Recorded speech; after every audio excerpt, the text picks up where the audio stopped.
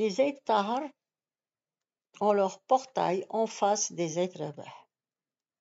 Derrière ce portail, il y a une suite de 6 ou 8 maisons, l'une en face de l'autre. Chacun d'eux habite une pièce avec sa femme et ses enfants. La cour est traversée par un caniveau à ciel ouvert où viennent se jeter des rigoles sortant de chaque habitation. Eux non plus ne sont guère paisibles, ils sont obligés de se voir matin et soir et se détester en toute intimité. Quand ils se disputent à propos du mauvais entretien de l'égout, ils prennent la précaution de fermer le grand portail. Ils sont disciplinés et ont le sens de l'honneur. Même quand la querelle se transforme en bataille rangée, ils n'admettent personne dans leur cour. Ils règlent leurs affaires entre eux. Les éclats de voix sont prohibés. Ils s'insultent avec douceur, se donnent des bourrades à se percer la peau, connaissent le secret de s'assommer sans bruit. Derrière le portail clos, le jour de bagarre, on entend un long murmure de voix étouffée, l'écho sourdement prolongé des coups amortis. Quelquefois, la lourde chute d'un corps et le cri strident, interrompu par 2 doigts experts qui s'enfoncent dans le gosier d'un enfant. Quand le portail s'ouvre, le calme est rétabli. Le vieux Bachir, l'aîné des Zayd Tahar, sort tout souriant. Il a un mot ineffable pour contenter les curieux. Nos gosses sont des démons. Je ne peux plus les supporter. Je me sauve à la Jama.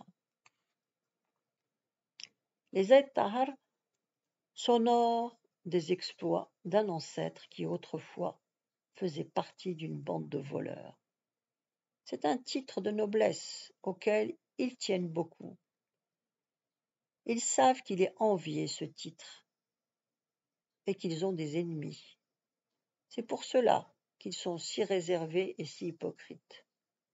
Ils aiment vous confier qu'ils ont encore de solides relations un peu partout en Kabylie. Il faut les craindre et les respecter. La fille du vieux Bachir est mariée à un homme assez simple qui vit au bout du village. Il est riche et n'a que des cousins. Il passe toutes ses journées au champ.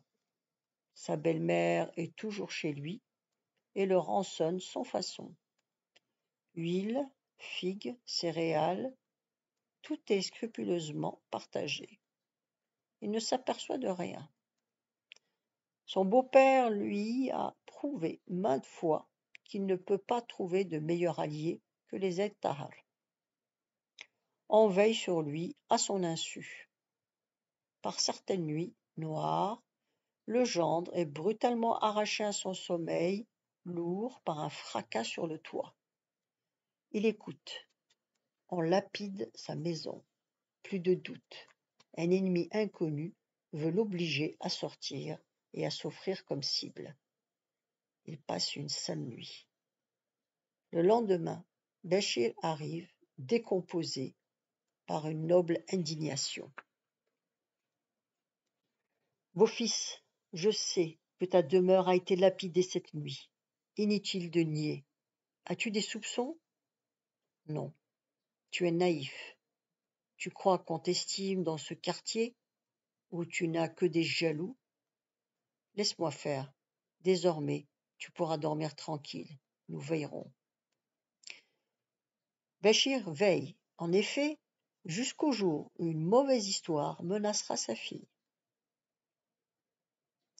C'est alors que, de nouveau, d'une façon inédite, les ennemis inconnus manifesteront au gendre leur désir de vengeance. Il sentira plus que tout jamais la nécessité de s'appuyer sur une famille solide et la fille de Bachir affermira un peu plus sa position chez son mari. Les Zayd Abbas habitent à côté des Zayd Tahar. Ce sont des cultivateurs et des Khaounis. Leur piété est connue de tous les chirs et talibs de passage qui viennent sans hésitation leur demander l'hospitalité. On peut se représenter un Eid Abbès de la vieille génération vêtu d'une gondora de grosse toile à large échancrure, sans manches et sans ornements, ceint de la courroie de cuir à gros clous jaunes qui retient haut cette gondora et laisse nus des genoux secs et des mollets luisants. Il faut le coiffer d'une chéchia râpée, frangée de crasse, et d'un turban terni. Le chausser de mocassins qui montre à chaque pied un volumineux orteil et découvre par derrière un talon aplati, épais et crevassé. La figure est ridée, sèche, impassible comme un masque. Les yeux seuls sont vivants, et à les voir pétiller, on peut se demander quel charme il trouve à rester accroché à ce visage.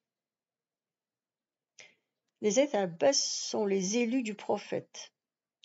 Ils prient avec assiduité, pratiquent un jeûne austère et détestent les romis. Ils transgressent un peu la loi de Dieu sur le chapitre de la charité, mais ils supposent que c'est insignifiant. La bonne réputation des Eid Abbès subit à présent une rude épreuve. L'esprit malin détourne leur enfant de la bonne voie. Ils vont en France, boivent du vin, fréquentent sûrement des Françaises, reviennent avec des pantalons et des vestes.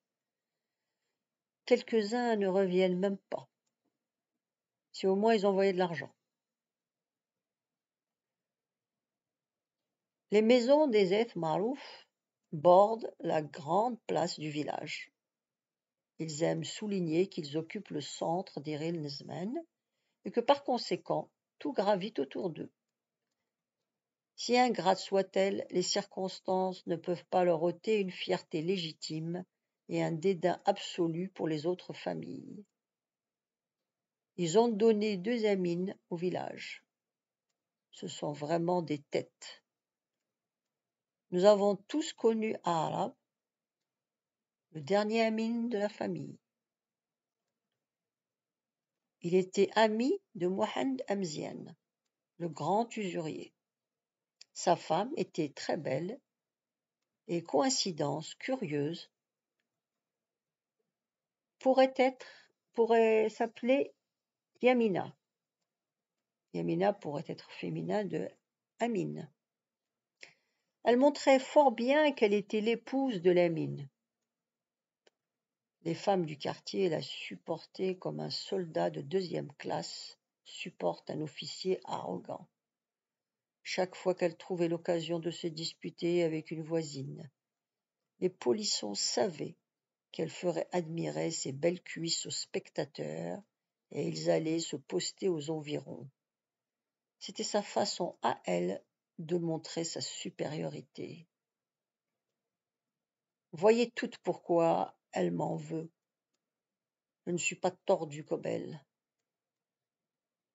Arabe, qui est craint en dehors, est un agneau chez lui. Du reste, il s'entend bien avec l'usurier. Leur dictature sur le village a duré une 10aine d'années. Ils s'amusèrent à faire et à défaire les chauffes. Mohamed ruina impitoyablement ceux qui lui devaient de l'argent et qui n'étaient pas très dociles. La procédure est simple. Une assignation en justice, un délai qui expire, une vente aux enchères, une saisie opérée par le qadi, notaire, et l'ennemi rentre dans la catégorie des gueux. Tous les moyens sont utilisés. Faux témoins, faux billets à ordre, menaces, intimidation. La naïveté du débiteur est exploitée à fond, ainsi que sa négligence ou sa malchance. Mohamed ne peut pas perdre un procès. Tous les fellahs tremblent de tomber sous sa griffe, même ceux qui ne lui doivent rien. Il connaît toutes les ficelles de la procédure et paie un avocat au mois. Il est implacable comme la fatalité. Les riches, qui se croyaient ses rivaux, avaient affaire à Lamine, qui était au mieux avec le caïd. Il fallait donc s'incliner. Les deux amis étaient à l'apogée de leur puissance. Ils n'hésitèrent pas à écarter certaines familles de la vie collective du village. C'était une rigoureuse mise à l'index.